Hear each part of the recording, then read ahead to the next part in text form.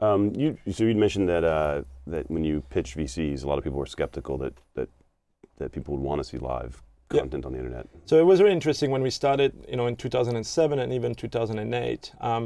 We went out to pitch, obviously, VCs and investors in general, and the non-believers would say, at that time it was the full long tail environment, right? Everybody was talking about the long tail. People want to watch it when they want, on demand, and nobody was getting why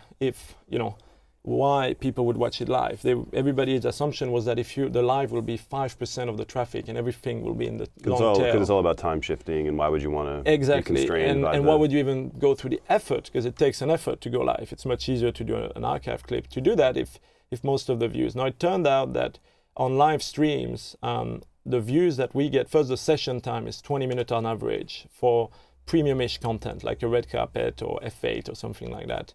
It's 14 minutes on average for the full network. So all, not taking out the bounces and all of that. So it turns out that live streaming is very, very engaged when compared to a video on demand clip. But also what everybody ignored is that the reason people are watching live streaming is not as an alternative to a recorded video. It's really because they want to be at the event and they want to be part of the conversation. And the live stream is in sync with the tweets, right? The tweets are talking about it right now. And so if you watch the live stream, you can see it. I mean, I think there's sort of two, I sort of think of it as there's sort of two concepts wrapped up when people talk about real time. Mm-hmm. One is immediacy, just having it fast, right? And the other one is like synchronicity, you might call it, of doing it like of the social experience, of with knowing that other people are watching at the same time, that they're tweeting about it, that they're, right? I mean, I think that maybe is a more compelling reason why you want to see it live. I think it's both, and obviously our platform is, our new one is even more social, but our current one, is all about connecting people around the topic and chatting together and sharing the experience they have. But yeah, both. I think it's to some extent in the same category of I cannot, our customers or event owners, the viewers are people that would prefer to be there physically. You'd prefer to be at a concert. You'd prefer to be at a conference. But for some reason, you cannot go there. And so the live streaming is a really much better, you have tweets or you have you have nothing, or you have tweets or you have being there. The live stream experience is pretty close to being there for them. So. And so you mentioned that you are raising money now through a kind of a non-traditional means. Can you talk about that? Yeah. So and taking us back to our history, we've been pretty much a little outlier in the tech community. So our first $2.5 million was super angels from Europe. So that's very unusual. And then in 2008, when we were trying to do our, I've never raised money from VCs, actually even to date. But when we were looking at doing our A round and going, to Menlo Park and around here as well, I was shocked at, the type of deals, because we were not yet Series B. We're far from Series B. We're called Mogulus. We had the wrong name. We didn't have revenue. But on Series A, we already had 2.5 million. It was pretty much, you got to press the reset button.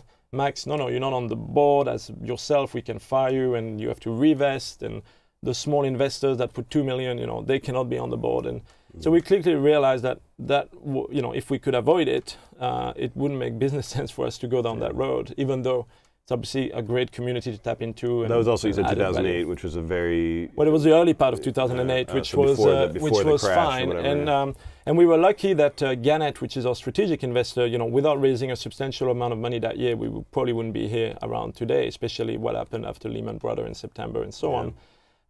Everybody forgets about that. But basically, we were about to close another round with a family office, so again, European money. And Gannett, which owns USA Today and about 100 newspapers and 20 stations, it was the election back then again, and a lot of the local newspaper, when they had, Hillary Clinton or Obama coming for a meeting, an editorial office meeting, they started streaming it using Mogulus then and putting the play on their homepage. So Gannett took an interest that more than 50 of the newspapers were using our platform. At that time, we didn't have monetization, so we didn't have advertising or premium, so they would just use it for free in our beta.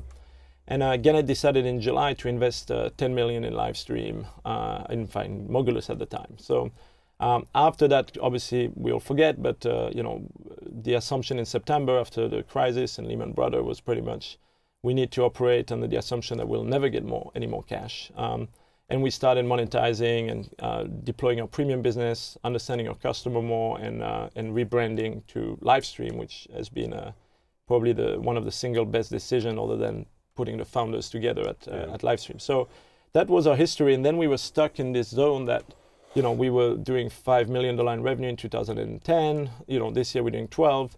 But we're still not, you know, the biggest hot startup that we can just, you know, the VCs are just, you know, begging me to invest at whatever terms. And anyway, they can't invest at whatever terms because of the institutional investors. So we're in this zone where we've basically been focused on organic and using basically our revenue growth to basically grow the company to what it's now. And suddenly I took, you know, a lot of interest in the second market and what's happening out there, because maybe that's a way we can get more cash without basically going the VC route, which we love VCs. But so the second market, just so people know, is a exchange where people trade private shares. Yep. But it's my understanding is it's all secondaries, which means just in case the viewers don't know, it means purchasing stock from employees, investors, or a founder.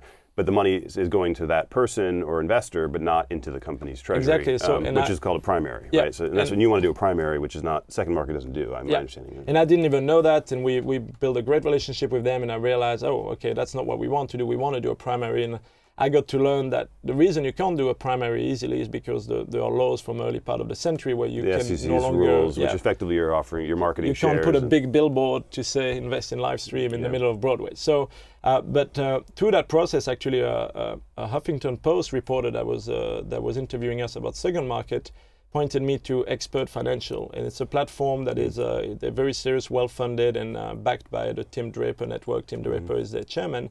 And they have figured out a way to get the SEC to allow them to do primary raise on the secondary market.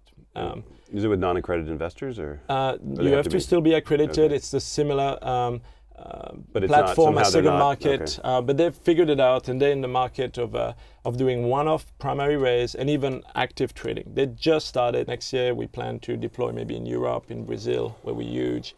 Open a Brooklyn office and get more engineers and product people. But more importantly is to really try to test this new method, which is really, you know, groundbreaking. And if we succeed, and next year we're on track to do, you know, above 20 million in revenue, and hopefully our run rate by September next year will be more closer to the 40 or 30 million. Then we'll probably, and the market still is holding to some extent. Yep. We'll probably get serious about doing a sizable, you know, higher valuation raise on that platform with Expert.